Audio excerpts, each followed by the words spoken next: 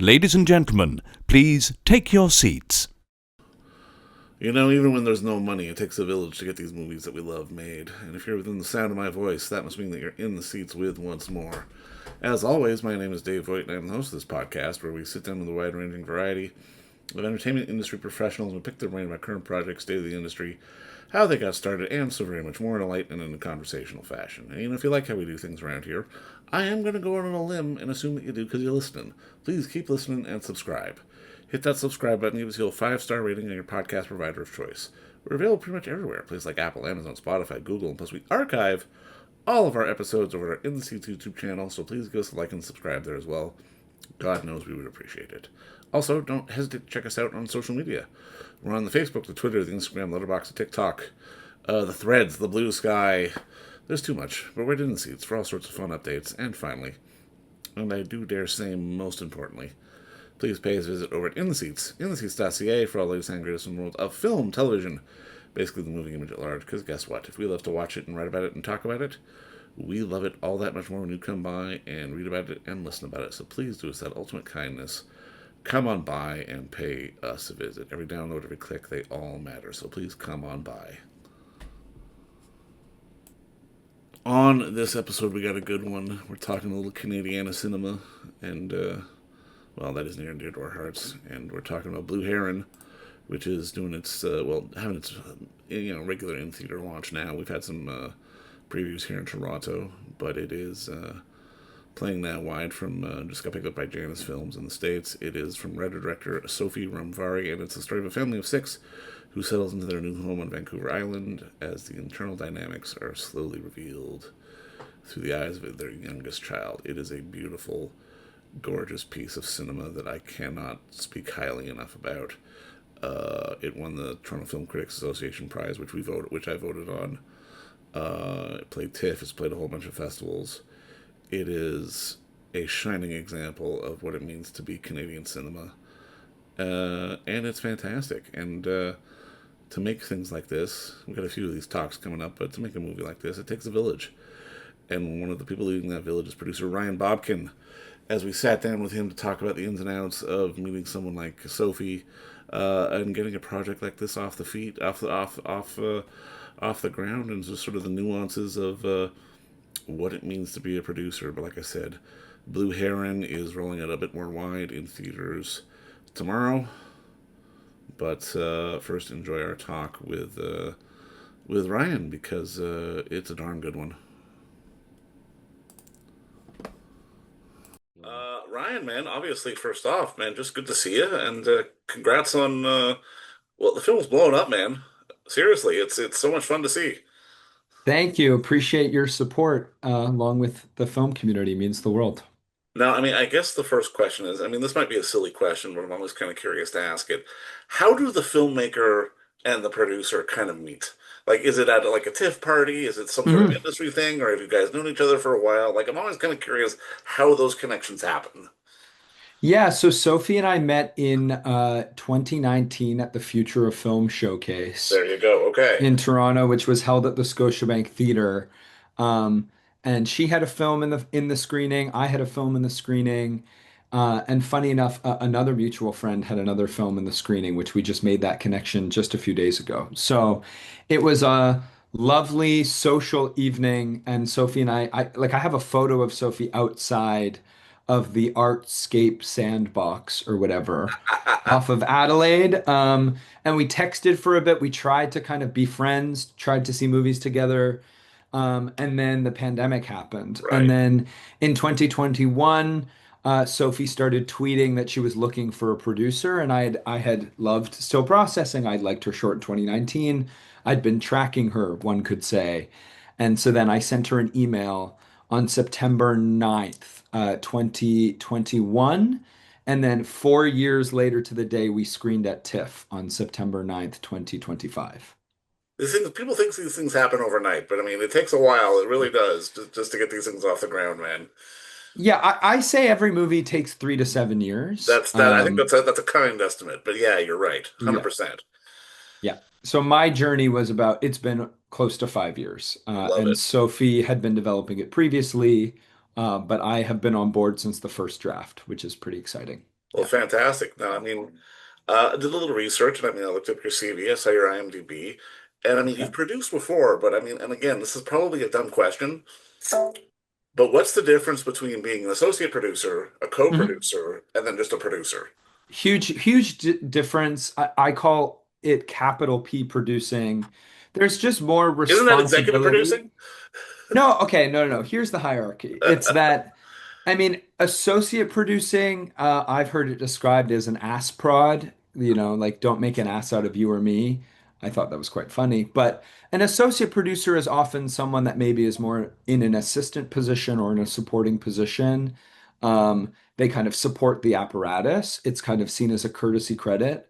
A co-producer is a term that is kind of given to producers who, maybe if a country co-produces with another country and they're not the lead country, you're a co-producer. Or within the Canadian system, it means you had some responsibility, you were involved on a day-to-day basis, but you didn't necessarily lead produce it. And to be a lead producer means that you are applying for financing, you are part of the single purpose incorporation, you're filing taxes, you're signing documents, you are, financially responsible, you're legally responsible. There is kind of more of a burden on your shoulders, or kind of you were supporting the apparatus. Okay, so you spend the money, the executive producer cuts the check. Ba- The executive producer, honestly, is often kind of putting their name on it. It Okay. really depends. Often, executive producers are coming from production companies, from financiers, from distributors. But the lead producer, the produced by, the PGA symbol, like that is a very different responsibility. Because I never realized, like, I'd never, I mean, I remember the joke from David Mamet's State and Maine, sort of, the associate producer credit is what you give your assistant instead of a raise. Yeah, that's very good. That's the line that always burned into my brain. But I've never understood quite sort of the hierarchy of what sort of the job really entails, which is, as you just laid out, quite a bit. Mhm. Yeah, and it not to mention the kind of creative responsibility. I think a lot of producers consider themselves creative producers, and what that often means is just kind of making decisions in a leadership capacity that are financial, that are legal, but they also are in service of the creativity and really supporting and championing the story and trying to get it made to the best of their abilities. No, I mean, I guess that begs the next question because obviously Blue Heron, this is such a beautiful film, but I mean, I can imagine on one end, you're obviously very supportive of Sophie's vision and what she wants to do, but then at the same time, I can imagine there may be situations where you have to be, yeah, we can't afford to do that. We got to figure out something else. All the time, yes. But I mean, the reality is Blue Heron is a micro budget film that was Yes. funded through the Talent to Watch program, um, which is a great program that has been championed by, many filmmakers and has been the indicative kind of first opportunity for feature filmmaking for many great filmmakers in this country. But one of the challenges was that we ultimately were a Canada-Hungary co-production. We brought actors in from the United States. We shot in Vancouver and Vancouver Island. There are a lot of budgetary constraints, but the key was that Sophie's filmmaking, as indicated in her body of short films, was very specific and concerted and dialed in, one could say. She was often making films with a crew of 3 to 5 people. So that really translates really well towards micro budget filmmaking because to have a 50-person crew and huge movie stars would actually not just be doing a creative disservice to Sophie's cinematic voice, but I think would be irresponsible. I don't think you'd be setting her up to succeed versus putting a crew together of collaborators and folks that she trusts, of being very specific about the resources, of really focusing on the frame and ensuring that everything in it is necessary, and putting as much on screen versus behind it. Like that was where I saw the responsibility of producing on a budget. Well, no, and I mean, I think you're absolutely right because I mean, we tend to throw around these words like, indie budget, micro budget, that kind of thing. And I mean, even when we look at sort of the avenues from which you guys get money, like talent pools and all that kind of stuff, I mean, for obvious reasons, like for something like else that you worked on, like Infinity Pool, it's not a Mhm. huge budget film, but at the same time, it's not a micro budget film because obviously there's more going on. And I mean, I guess I'm asking is where does uh, it almost feels like in many ways. being a budget production might be easier than having a little bit of money. Is that a fair assessment? Yeah, the fair assessment, everyone says more money, more problems, Yeah. but the reality is it just depends on what you're trying to achieve on whatever budget that you have. So even the example of Infinity Pool, that was a tri-country co-production that is being made on a large scale for a Canadian film and maybe for an independent film, but for a film with, Alexander Skarsgård, it's a very small movie, Yeah. or for a film that is trying to achieve really dramatic sequences with stunts and prosthetics and violence and gore and, shooting in two countries. Like it's never enough. So Yeah. the reality is just about having a clear vision as to what does the story need and then trying to make it possible to tell that story. Now, I mean, particularly in something like in pre-production on something like Blue Heron, how embedded are you with someone like Sophie in terms of the process and just sort of figuring things out and getting everything done? Because obviously, as you've been saying, there's paperwork, there's money issues, there's a whole other bunch of logistics that are going to be on your shoulders that you have to figure out. But at the same time, you want to be there creatively as well. How do you balance sort of the logistic versus the creative? Yeah, I'd say this is something I thought about a lot because when you do work on an independent film with limited resources, it does mean that you are more embedded in the logistics during pre-production and production than creative or than you might want to be. So I would suggest that I was very embedded in creative for the many years of development leading up. But once we were kind of on the ground in Vancouver, it was maybe less creative than I would have liked, but still creative because you are solving problems and that requires creativity. So in terms of casting the film, that was like a years long process that I was very fortunate to kind of be very involved in. And same with putting together our heads of department and our wonderful crew. Uh, and when I was on set, I did have the benefit of being on set every day and going to see the monitor but also recognizing that Sophie was very confident about her vision. She knew exactly what she wanted. She was surrounded by great folks like our cinematographer Maya Bankovic and our production designer Victoria Faruya, and that they were working in such simpatico and in such tandem that like I didn't need to be there for creative control. I could trust that everything was happening and then go back to my computer and be like, how are we going to shoot tomorrow? You know?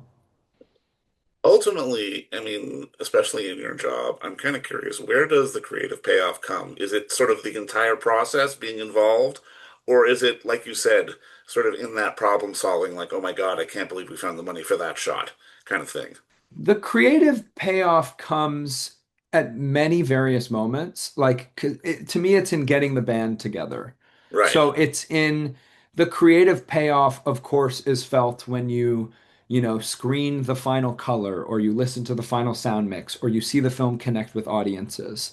At festivals, or when you receive industry validation of, selling your movie or getting distribution, that kind of thing. Like there is creative payoff there, but there also is creative payoff in simply watching the movie and seeing things that click. You Yeah. know, seeing, okay, like not to spoil the film for listeners who haven't seen it, but let's say seeing the creative payoff of the big swing that the film takes, Right. and seeing that creative plot element in many, many different iterations, or the payoff of like, obtaining the license to an expensive song and then seeing people love that song, Yeah. like the Yeah. David Johnston song being so emotionally resonant and knowing the journey that we went on to get to that song. So I'd say the creative payoff is found in the culmination of the movie, in the uh, in some of the validation or gratification you receive from seeing the film resonate Yeah. and from hearing, receiving a message from a friend who said, "Hey, I'm living in Shanghai right now and I just saw your film at a film festival and it really made me homesick Right. and miss Canada." Like Right. I just say there is payoff in kind of seeing the fruits of everyone's labor come to fruition. No, I mean, I think you're absolutely right there. And I mean, it's funny. I mean, when I got to talk to Sophie, even she mentioned the realities of music clearance even caught her off guard. So I can imagine jumping all those hurdles were victories in and of themselves for all of you. The best quote that I've actually heard is that in this industry, it's not about satisfaction, it's about relief. Because nothing is ever as satisfying as you think it will be, you Right. know?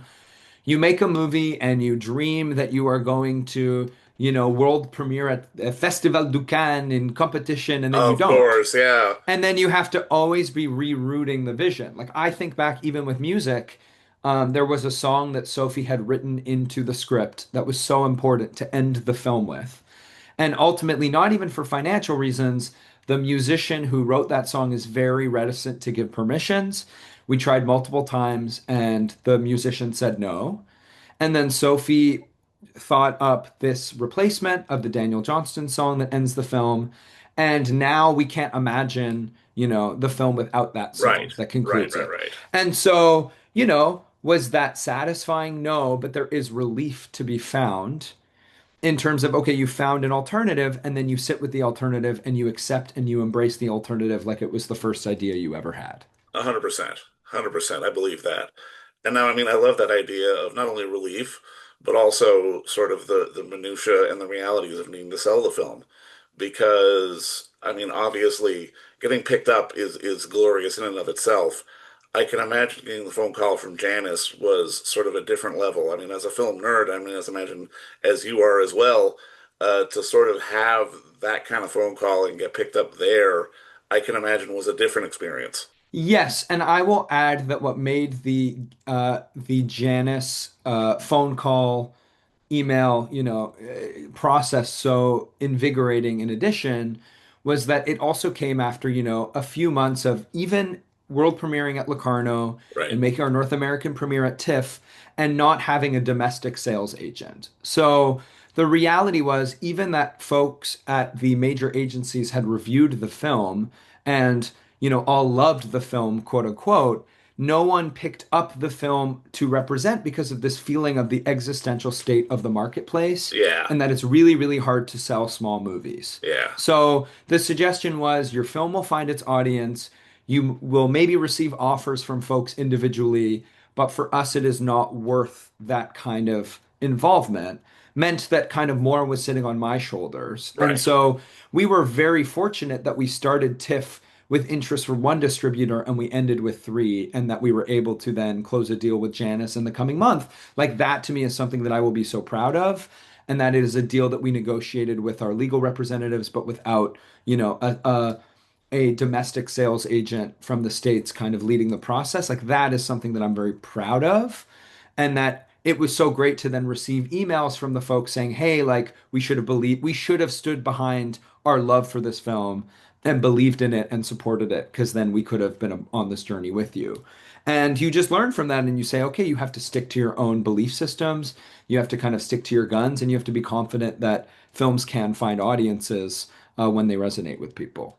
And it's such a great message for any sort of artistic person out there. I mean, know your value, and the cream ultimately rises to the top. And I mean, I think you guys are a fantastic example of that. I mean, obviously, I got to see it at TIFF, but then I also got to see it at FNC in Montreal, and to see sort of the journey that this film has gone on and people's reactions to it has been absolutely fucking beautiful. I mean, I'm so happy for your entire team and just the success that you guys have been having. And now it's coming out in a couple of weeks, North America wide, which is great.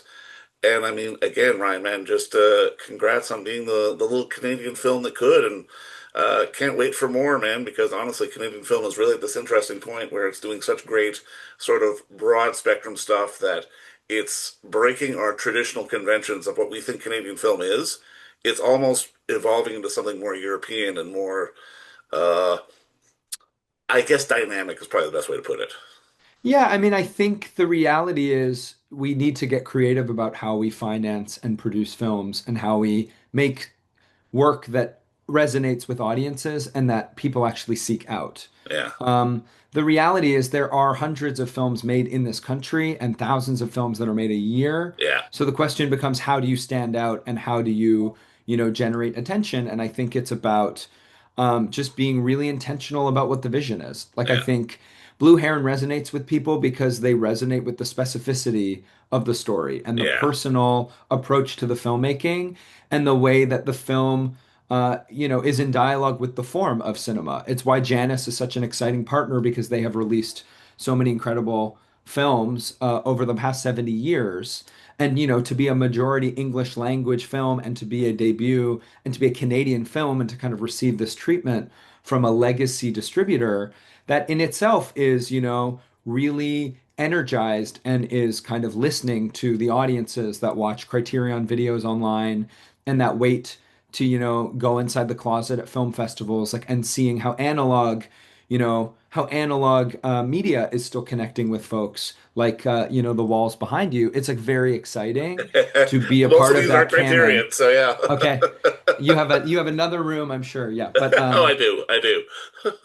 no, but like we're very fortunate, and like you said, as the little Canadian film that can, it's just even wonderful to hear people, hearing about the movie and engaging with it. Because as a Canadian film producer, I try to see the films that my community is making, and I try to recommend films to other people.